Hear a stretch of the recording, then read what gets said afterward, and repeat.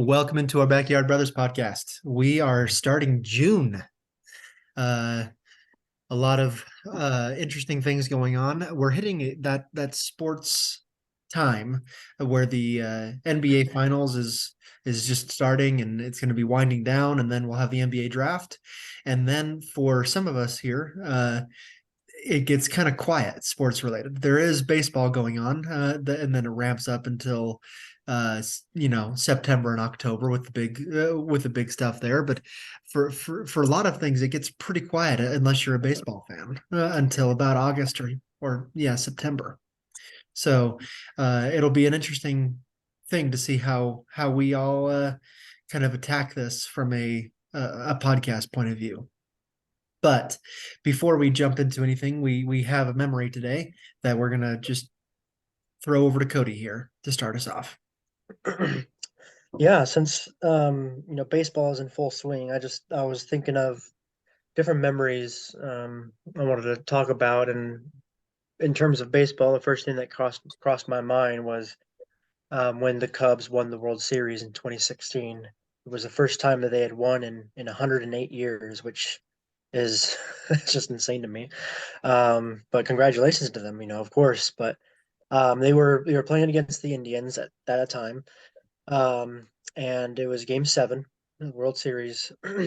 um, and it was like, obviously it was last inning, everything. And I was watching the highlights, and it's just really fun. Even if, there's sports that if you're not completely into, there's moments that are still really, really exciting. And this is one of those. I'm not a big person who will watch baseball on TV. For me, that's kind of boring, to be honest.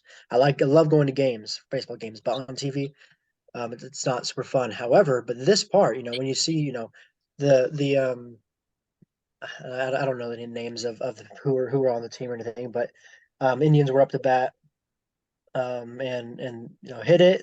The third baseman caught the ball, threw it immediately to the first baseman, and you could tell with the announcer once the third baseman had the ball and he's about to throw it, he's already saying, "And the Cubs have won."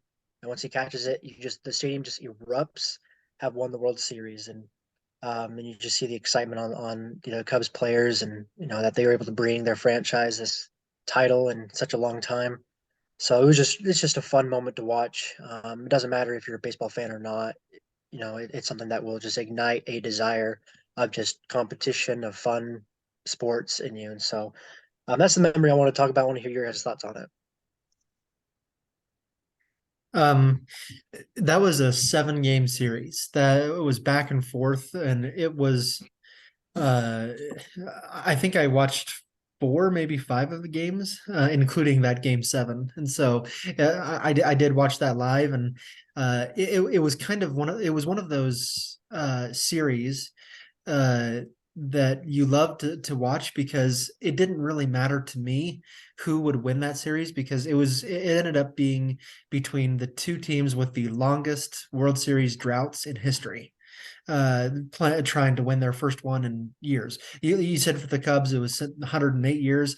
I think the then Indians, and they're now called the Guardians, but the I think the Guardians hadn't won since 1940 something as well, and so it was two teams who had not won in a long, long time. And I was cheering for the Cubs, so it was fun to finally watch that and see that happen for a team that hadn't won in over a century. Now, funnily enough, it's the Guardians who have the longest World Series drought, and so they're a team that's still in it. We talked about them maybe a couple months ago.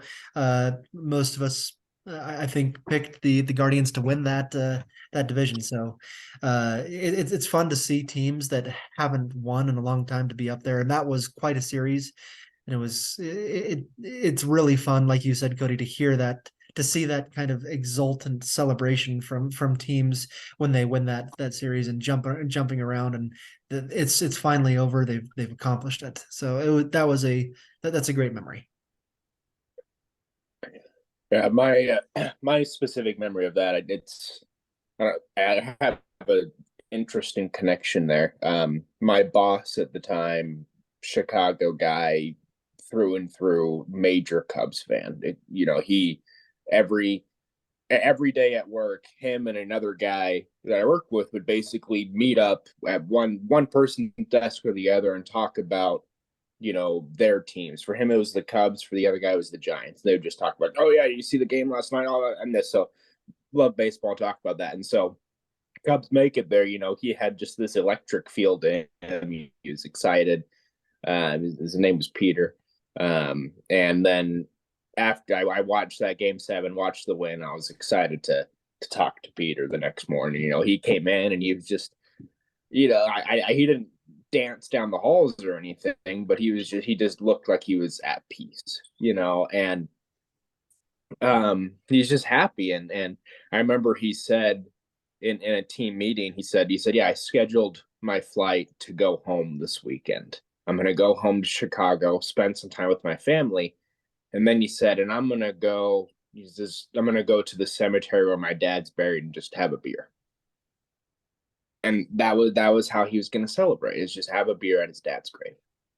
And I just think it's amazing that sports has that impact. And so for him, the Cubs winning the World Series made him want to go home and sit with his dad at his dad's grave and just kind of enjoy the moment. And it's that's some of the things that sports is so great, that we love so much about, is that at the end of the day, this is a child's game, but it has this kind of impact on people. And so that specific, the Cubs winning the series, I always remember how Peter reacted to that and how important it was to share that moment with his late father.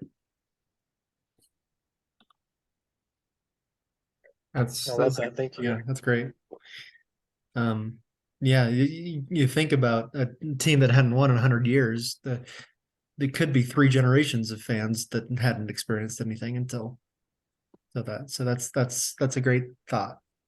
I just real quick, that makes me think of and this isn't as special as that, but that makes me think of a TV series that I really like. It's called How I Met Your Mother. Everyone knows that one, but there's a time and scene in that when with sports and everything, that one of the characters does the same thing and it brings a whole bunch of people together. So that's just what it made me think of. That's really awesome that happened. All right. Let's talk real quick about the Eastern Conference Finals recap. We had the quite a series. Heat go up 3-0 in that series, steal both games in Boston, win the first game at home. And then the Celtics win the next 3 games to force a game 7. We talked about it before. No team has ever come back from a 0-3 deficit to win a series in NBA history, and only a few, including now the Celtics, have forced a game 7 in that situation. And then so all of that builds up. They show up, or actually they don't show up in game 7, and they just get obliterated by the Heat in a game 7 at home in Boston. So how does that happen? You win 3 games. I remember some of the players from Celtics saying, you better not let us get 1. Oh, you better not let us get 2. They let them get 3, and then they said, okay, that's it. Thanks. So what happened? Was it the Celtics or was it the Heat? Obviously, it's a little bit of both, but for me, it's wondering, how did the Celtics not really show up for that game? Yeah, I can react to that first. It's the Heat played absolutely great. Those 3 games that they lost to the Celtics, Heat did not shoot the 3-pointer very well, and then in game 7 they shot it well. They shot it as well as they had all playoffs long. The Heat absolutely showed up in game 7. There's as far as the Celtics go, there's some analysis. Maybe it's too hard of analysis on Jason Tatum and Jaylen Brown, and do they make the other players around them better? And that's a question that you can look at in this game and the whole series and the whole season. Of these are 2 of the greatest players, but how well do they elevate those around them? And that's what I saw in game 7, is that because Brown and Tatum were not able to perform very well, the rest of the team didn't perform very well either. And usually with some of the great all-stars, if you can't do well, usually you can make other players around you do well. And that was a flop for Brown and Tatum. That's a good thought. Yeah. And well, and while they're not doing well, Jimmy Butler is lighting up the board with the Heat. So he's doing really well in that, and I think that um, maybe the Heat had a little bit more motivation. I think there would have been this immense embarrassment if they let the Celtics come back 4 games in a row and drive them out. It would have been I think of how the Falcons lost that 28-3 lead. That embarrassment that would have lasted with you for a lifetime, that's still gonna be with the Falcons forever. Maybe it was that motivation, like we don't want this, tattooed on our franchise. And so I think it was maybe that kind of motivation. And Jimmy Butler took the charge and led the team. Yeah, he definitely did. It was Caleb Martin too, right, Dustin? I think he had how many 3-pointers did he hit in that game? It was like 5 or 6. Oh, like 6 or 7. I think he had like 28 points or something that game. Yeah. It was just amazing. Yeah. So yeah, the Heat win Game 7, and so let's jump right into Game 1 of the NBA Finals reaction, which was Thursday night. And so before I do that, let me recap real quick what our predictions were, because what that was offline for the Heat and Nuggets. I said the Nuggets in 6. I believe Cody said the Nuggets in 5, and Dustin said the Heat in 7. Game 1 was a domination from the Denver Nuggets. I think they trailed for about 14 seconds of that entire game, and it was when they were down 2-0. And the Nuggets dominated. Nikola Jokic yet another triple double, and Jamal Murray lit up the scoreboard as well. And the Nuggets played beautiful basketball the whole game, and the Heat didn't shoot particularly well, and they only made it to the free throw line twice. So Heat will adjust, but any reactions from Game 1 from you guys? My only reaction is that there was no sense of rust from the Denver Nuggets. They played really, really, really good in that game. I'll go first on that real quick.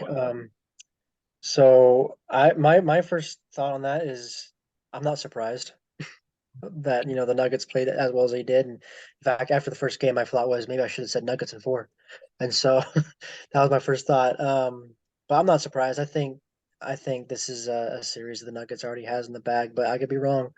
But I just wasn't surprised. It was an absolutely fantastic game from the Nuggets, at least when you look at Jokic and Murray both had 10 plus assists. I think they combined for 25 assists or something, which is incredible from your two top scorers that had to share the ball that much. And so it was great. The Nuggets are continued to perform. A few things that I see as hope for the Heat. The Heat shot terrible. That's going to change.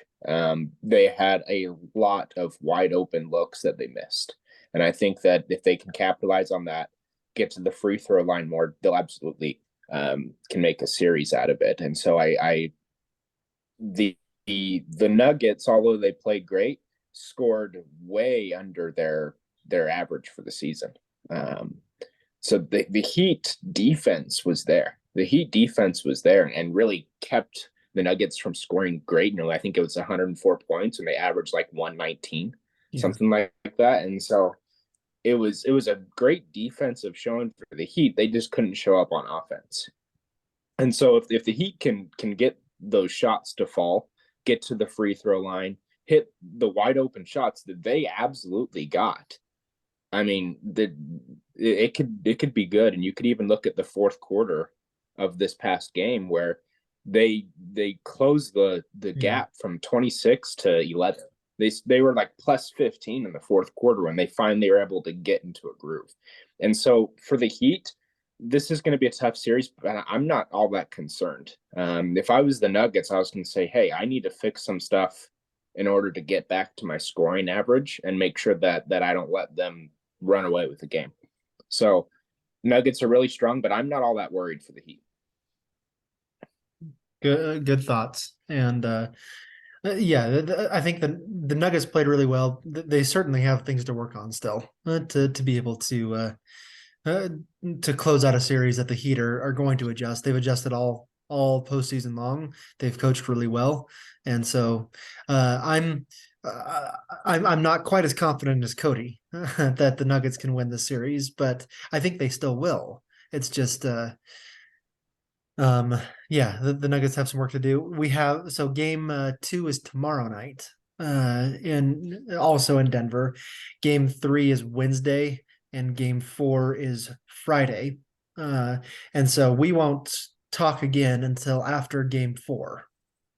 Um, I don't think that we're going to be talking about a Nuggets championship at that point quite yet. I think the Heat are going to win at least one of these games, but we could be. So let's just keep that in mind. So uh, next up on our agenda, we're going to talk. So Go ahead, Dustin. sorry, just real quick. I think we're about to move off of basketball, and I had one question, Yeah.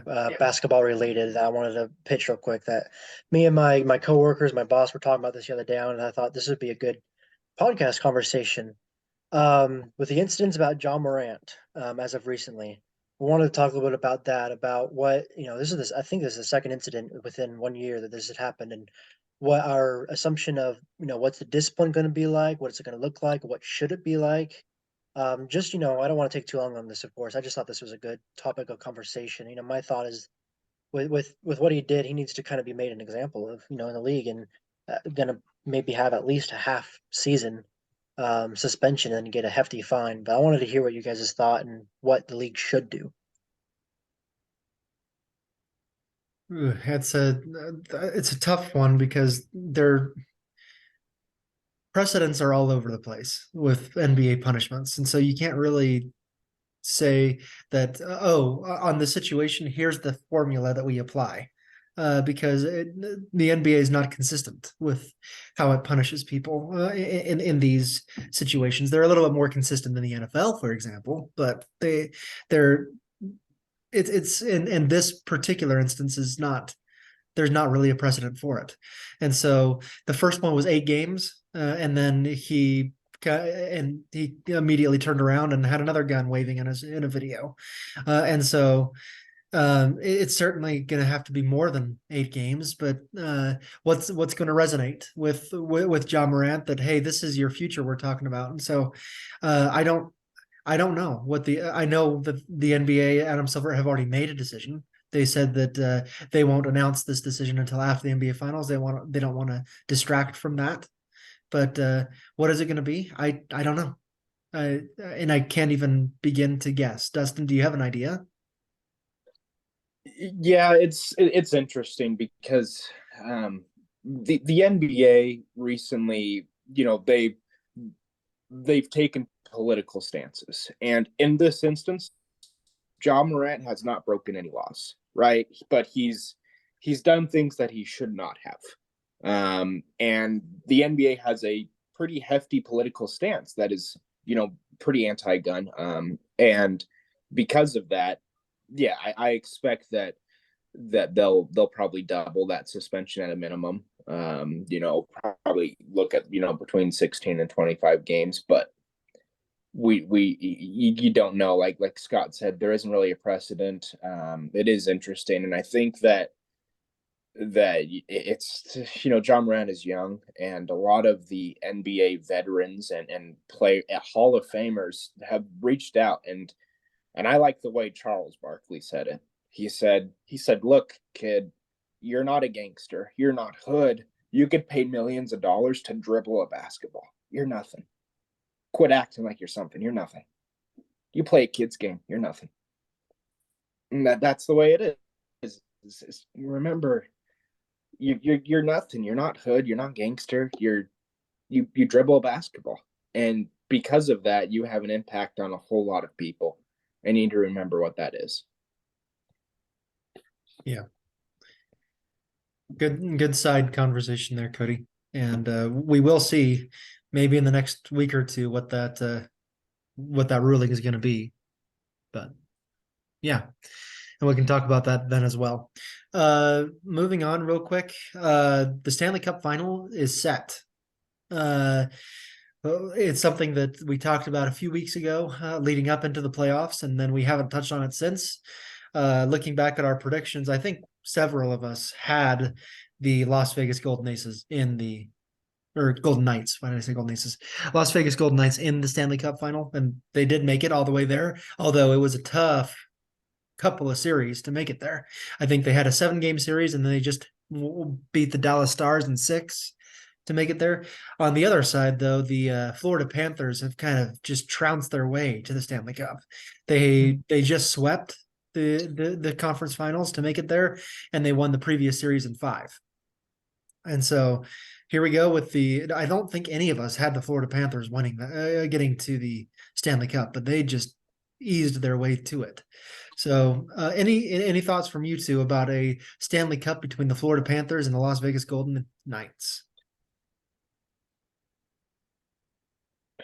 I just like that a brand new team in Las Vegas is there and gets to kind of represent and create a lot of buzz in their city as a brand new team. I guess I'm just kind of excited to, find out what the first game looks like because, as you already said, the Panthers just swept the Hurricanes right on through, and then the Golden Knights, their last game against the Stars, it was like just a relief of frustration, just 6-0, and so it's like this coming into this game where Golden Knights just obliterated the Stars the game before, and then the Panthers coming in just sweeping. We got two good teams coming in just to. I'm kind of curious to see what the motivation is like and what happens game 1. Yeah. And Dustin, you mentioned it's fun to see a new team in the Stanley Cup. It's also important here to recognize the Florida Panthers have never won a Stanley Cup either. This is between two teams that have never won. And so we're going back maybe to the memory here that Cody started off with. This is between if you like new blood winning a championship, this is the Stanley Cup for you because these are two teams who have never won a Stanley Cup in their history. So this should be fun.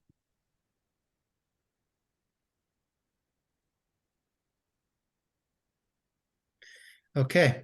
I feel we should give hockey a little bit more love, but I think we can do that in the next week or two because it's going to be a series as well. So I think next week we can touch on how that series is shaping up. I think the Golden Knights are going to win that series. They're a better team, but that's my prediction. Golden Knights in 6. Anyone? You two? I'll go. I'm gonna go Panthers in 7. I'll say Panthers in 6, and Yeah. we have two Miami, two Florida teams winning their respective titles. All right. Very cool. Okay, we are taking a little bit different topic now. And Dustin, you were the one who came up with this idea, so why don't you start us off rather than me just jump in here? Yeah, so we talked sports that are happening right now, and there's lots of drama in sports, right? And then think about movies. Movies that are focused on sports, sporting events, whether a dramatization of a real event or a totally fake scenario that revolves around sports. Want to discuss between the three of us what are some of our favorite sports movies, what are some of the best sports movies, and kind of our opinions and thoughts on that. And yeah, we can talk about that. So I can lead off with one of my favorite sports movies, and we can discuss a little bit about it, and that is The Sandlot. This is not a real event, but it's talking about a time. This is focused in the 50s and about young kids playing baseball in the 50s and just kind of how that shaped basically their whole lives going forward and created core memories when they were young, 12, 13, 14 years old. And I think that although it's not directly related to sports, of course, baseball is kind of the foundation of it. It's kind of just one of those movies that have a lot of '90s nostalgic to it, and it's from a nostalgic time, and is my opinion one of the greatest sports-based movies of all time. Because I think it's because it's about kids and kids loving and playing together. Yeah, I remember. So I watched that movie fairly recently, maybe within the last couple of years, and it had been decades, I think, since I had actually seen that movie for the first time. And so, and it was I kind of had a humble moment while watching that one because when the boys are coming up with these more ingenious and outlandish ways to get that baseball signed by Babe Ruth, that had been hit into the scary yard with Big Dog. I kind of thought to myself, why can't this movie just be about baseball, right? Why does it have to do silly things like this? But near the end of the film, I kind of really corrected myself and realized that, and I have to tell myself this every time, but the best sports movies are those that are not about the actual sports. This movie exists entirely outside of the realistic world we live in right now, right? And it's a movie about what it was like to grow up and the thoughts and fears and longings and exaggerations that we all had. It's kind of like that equivalent to A Christmas Story, the summertime sports equivalent with similar narration, a look back on the innocence and desire to fit in with friends that we all had when we were kids.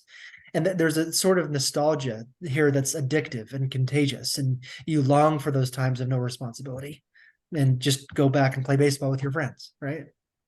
So I like that choice, Dustin. Great analysis. Yeah, I mean, I'll I'm gonna name two of my favorite, just because they have similar concepts with it. But I would say possibly my favorite sports movie of all time is Remember the Titans. I love Remember the Titans so much. It's obviously a football movie. Denzel Washington plays coach, Coach Boone, I think the name is. It's a true story too. I'm pretty sure, right? Yeah, and it takes place, and this is the '60s. Correct me if I'm wrong. The '60s, and so the civil rights movement is kind of well at its peak essentially. And so so Denzel Washington playing the coach. He's African American coach comes into a very dominant white city, white high school. Segregation is kind of they're trying to figure everything out with the schools and he kind of comes in still with this no crap attitude. I don't care what color skin I have. I don't care what color skin you have. I'm your coach. You're going to listen to me if you want to play on this team. Um, and there's that famous line. It's like water's for washing blood off my uniform. You don't get no blood on my uniform. Kind of take on things. And I just love that movie. And I love the what it's centered around. Again, it's not about the football. It's not about the football. It's about what the events happening around, about how these people come together and learn how to make up their differences through football. So it's kind of like the idea of how what we were talking about our memories, how our memories can bring people together so well. The other movie I want to talk about is 42, Jackie Robinson movie, and I love that one as well. Going back to baseball, and same idea though. This now that I might need a little help on when that one is. That 40s, 50s, or what time frame is that one? You know, Um, I'm actually not sure. I hmm. I'm not We'll sure get the back to that. exact time. I think it's come back to me in a second. I think it's in the 40s. Yeah. Okay, 40s or so, yeah. And that was, portrayed wonderfully by Chadwick Boseman, rest his soul. Um, and done really well, but same idea, he's a black baseball player, exceptionally good at what he does, but he's coming into a time where it's, white dominated society, white dominated sports. Everything is dominated by, white people and how he had to kind of figure out and learn, I deserve as much attention you guys are getting. I have the same rights, and so again, not it's not about the baseball. It's about the events going on. Those are just two of my favorite movies. I have tons, but those are probably two of my favorite Mhm. that are fun, sport related movies, but really hit you in the feels, if you will, afterwards. Yeah. And both of those are civil rights related movies, as like you said, Cody. So Uh, I'll talk about three, and I'll just talk about three different sports movies, like sports in three different. I was gonna mention Remember the Titans as well, but let me talk about a different football movie in Rudy. Uh, if Rudy does not put a tear in your eye, there's something wrong with you. Uh, I don't care if you like football or not. I don't care if you like sports movies in general. It's not a movie about football. It's a movie about the determination and drive of the human spirit. About how little squirt of a kid dreamed of playing for Notre Dame football his whole life, wouldn't listen to anyone, including his own family, who told him there are just some people that aren't born to be football players. And he was barely over 5 feet tall. He weighed a buck 25. But they always said, I think they say in the movie and in real life, this is also based on a true story, that those coaches wished they could put Rudy's heart into the rest of the football players. And so that's a great movie that just it brings a tear to your eye, brings the goose flesh all over, right? So also a very good one. For basketball, I'm going to take a little bit different of approach because this one is not based on a true story, and it's a comedy. It's called White Men Can't Jump. It is so good. A great basketball movie, made by Ron Shelton, who is the best sports movie director of all time. He's the one that also made Bull Durham, a great baseball movie. He made a couple of other ones. I'm blanking right now, but Ron Shelton, look for his movies for sports. But White Men Can't Jump is so good. And the reason it sets it, basketball movies are difficult, I think, because usually you have the guys that, you're filming, usually you go in slow motion, as they shoot, and you watch them shoot, and then it cuts away and shows the ball going through the net, right? But it's possible that these actors in most of these movies, they don't know how to play basketball worth anything, right? They're cutting it up. White Men Can't Jump is different. It's Woody Harrelson and Wesley Snipes as two con artists. That Woody Harrelson plays this white guy that usually dresses up as a really nerdy old white guy, and he says that he can't play basketball, and then says, "But I'll play it for money," and then turns out to be this absolute star. Wesley Snipes is a similar character for on that as well. And so these two end up teaming up together to try to win a lot of money. And so, but the difference is the basketball action. Watching these guys play basketball is different because the shots are of these guys playing basketball, and they're good. And they went throughout the movie, and they show that, hey, these actors, they got actors who can play basketball and are good at it. And so it's different to watch that kind of movie where you're actually seeing real basketball action from real actors rather than cutaways. And so, and the last one for baseball, A League of Their Own. A great film as well. Don't get me started on Tom Hanks. It's not about Tom Hanks, even though he's front and center. It's about the women that are playing baseball because their husbands are out in the war at the time, and so so this movie I loved, A League of Their Own. It is a fantastic film. I gave it a 10 out of 10 on reviews that I did, and I think it is. I used to think it's a silly comedy about women playing baseball, right? And that was it. But it's a fictionalized account of a true story of the All-American girls professional baseball. There's a big long acronym there. It's everything you'd want in a historical comedy. It's really good, funny parts and lines. It's good baseball action, and then also tackles real issues of sexism, of gender roles, and really goes into all of those things. And so those are the three I wanted to mention from three different sports. Dustin, hand it back to you. Yeah, this is great. And I think that we could all talk about some of our favorite sports movies and do an entire episode around that, which maybe we should do in the future. But yeah, to any listeners, I'd love to hear comments on some of your favorite sports movies, how ridiculous, where for example, one of the ones that I would mention is Space Jam. That's one of my favorite sports movies, and that has a ridiculousness to it, but it's one of those '90s nostalgia movies as well. But thank you for the discussion. This has been good, and I think we can discuss sports movies and the impact that's had on us in the sports world and the media world in general for another episode. I think that's a good idea. Yeah. We mentioned how many here? Maybe 6, 7 movies. There's hundreds, and we've probably all seen, us three, we've probably seen hundreds of them. And some of them are bad, but most of them are worth talking about, I think. So. Yeah, and just real quick, Dustin, I like what you were saying. It doesn't matter really how ridiculous they may be. And when you said that, I first thought I really like the movie Benchwarmers. And it's a funny movie that has no point to it except for of course it's about bullying, and we want to stop bullying, allow kids to play. And but it's not real, and it's just kind of a movie you can laugh at and stuff. So yeah. Well, great discussions today. And we will regroup next week, talking a little bit more about NBA Finals and Stanley Cup ongoing, hopefully not quite ended, but we'll talk about that then. Everyone have a good week.